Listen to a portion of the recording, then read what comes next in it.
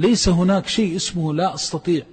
تريد أن تبر الوالدين تكابر، تريد أن تصل الرحم تكابر، تريد أن تأمر بالمعروف وتنهى عن المنكر، تجد السخرية، الاستهزاء، الخوف، القلق، كلها مكاره، لكن فيها من الرحمات وعلو الدرجات ما لم يخطر على بال المؤمنين والمؤمنات.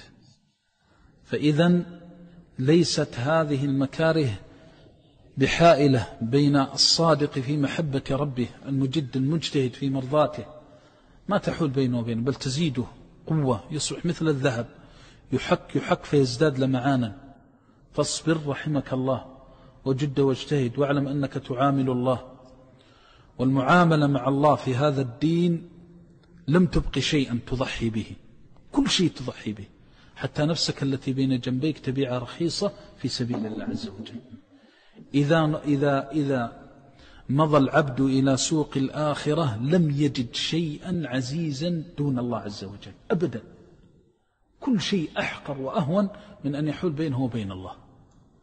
ولذلك أصدق مع الله.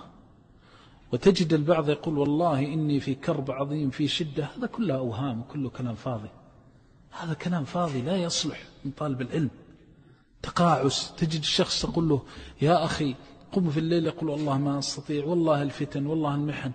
الجنة كلها مكاره، ليس هناك شيء اسمه لا أستطيع.